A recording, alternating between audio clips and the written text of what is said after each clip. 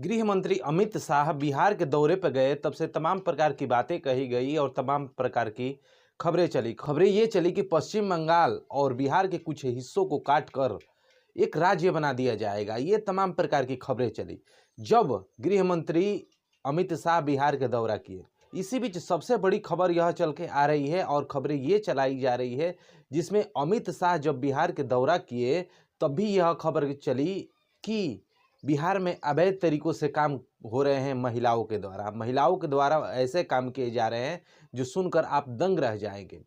आपको बता दिया जाए कि अमित शाह जो बिहार के दौरा किए उसी समय एसएसबी के बड़े जवानों से, आर्मी के बड़े जवानों से और कई पुलिस अधिकारियों से अमित शाह मिले और मिलकर वहां की प्रक्रिया जाने और वहां की बातें जाने। इसी बीच एसएसबी के जो महिला है वह अमित शाह से मिली और अमित शाह से मिलकर अपनी बातें रखी, अपनी बातें कही कि बिहार में ऐसे ऐसे काम हो रहे हैं।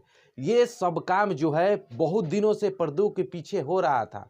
किसी व्यक्ति को यह बात पता नहीं था, बिहार की जनता को यह बात नहीं पता था और खासकर किशनगंज जो है जिला, वहाँ की ज़्यादातर महिलाएं हैं जो अवैध तरीकों से काम कर रही हैं। काम ये हो रहा है कि फर्जी आधार कार्ड, फर्जी पैन कार्ड और फर्जी राशन कार्ड बनाए जा रहे हैं और यह दस्तावेज किसके लिए बनाए जा रहे हैं? जो घुसपैठियों के लिए बनाए जा रहे हैं, जो बिहार में अवैध तरीकों से घुस रहे हैं और अवैध तरीकों से आ रहे हैं। पाकिस्तान और नेपाल के रास्ते से आते हुए जो घुसपैठी हैं उनके लिए यह दस्तावेज बनाए जा रहे हैं। और साथ में उन महिलाओं का ये भी भूमिका था कि वह महिला उन लोगों को यहाँ पर लाने में अपना अहम भूमिका निभाती थी। आपको बता दिया जाए कि इन सभी महिलाओं को गिरफ्तार कर लिया गया है और सख्त से सख्त इन महिलाओं पे कार्रवाई होगी। लेकिन सोचने वाली बात यह है कि बहुत दिनों से यह प्रक्रिया बिहार में चल रहा था। बिहार के 7 ऐसे जिले हैं, खासकर किशनगंज मिलाकर ये सभी प्रक्रिया चल रहा था बिहार में, लेकिन ओपिनियन तरीकों से बिहार की जनता को, बिहार के पुलिस अधिकारी को और बिहार के किसी एसएसबी जवान को भी यह पूर्ण रूप से नहीं पता था।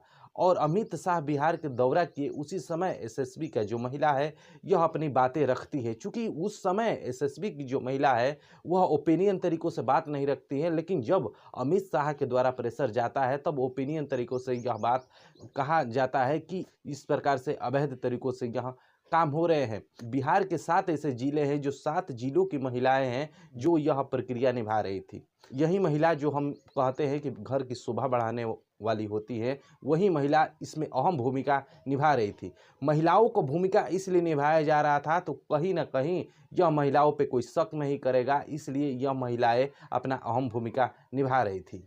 आपको बता दिया जाए कि यही घुसपैठिया जिस प्रकार से फर्जी दस्तावेज लेकर, फर्जी आधार कार्ड लेकर, फर्जी पैन कार्ड लेकर बिहार में एंट्री कर जाते हैं और यहाँ की नागरिकता पा लेते हैं और नागरिकता पाकर एक अच्छा भूमिका निभाते हैं और कहीं ना कहीं यहाँ का नागरिक होकर यहाँ पर शादी विवाह भी कर लेते हैं और यहाँ का ऐसे हो जाते हैं जैसे कोई समझ में नहीं आता है और यहाँ का एक निवासी हो जाते हैं और कहीं ना कहीं हमारे देश के लिए राज्यसभा से लेकर विधानसभा में भी पहुंचने का अपने अहम भूमिका निभाते हैं। जिस प्रकार से बहुत दिनों से बिहार में इस प्रकार का अवैध तरीकों से काम हो रहा है।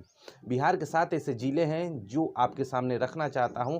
वह कौन कौन से जिले हैं जिसमें अहम भूमिका उस महिलाओं का रहा। सबसे पहले किशनगंज आता है और बेतिया चंपारण है, सीतामढ़ी, मधुबनी, कटिहार, पूर्णिया, अररिया, किशनगंज के साथ साथ ये 7 ऐसे जिले हैं जो अवैध तरीकों से घुसपैठियों के लिए पहचान पत्र, वोटर आईडी और राशन कार्ड, तमाम प्रकार के फर्जी दस्तावेज बनाए जा रहे थे।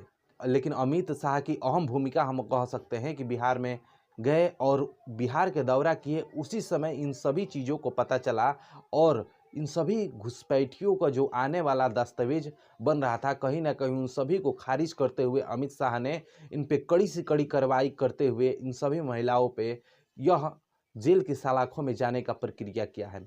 फिलहाल इस विषय में हम इतना ही बात करना चाहते हैं। इस विषय में आपकी क्या राय है कि जिस प्रकार से बिहार में गृह मंत्री अमित शाह बिहार के दौरा किए उसी समय यह पूरा प्रक्रिया हुआ। खबरें ये चलाई जा रही है कि पश्चिम बंगाल और बिहार के कुछ हिस्सों को काटकर एक राज्य बना दिया जाएगा और इसमें 6 जिले आएंगे। इस विषय में आपकी क्या राय है? अपनी राय हमें जरूर साझा करें और हमसे जुड़ने के लिए हमारे चैनल को सब्सक्राइब जरूर करिए। अगले टॉपिक पे फिर आपसे हम मिलते हैं, तब तक के लिए धन्यवाद। जय हिंद, जय बिहार।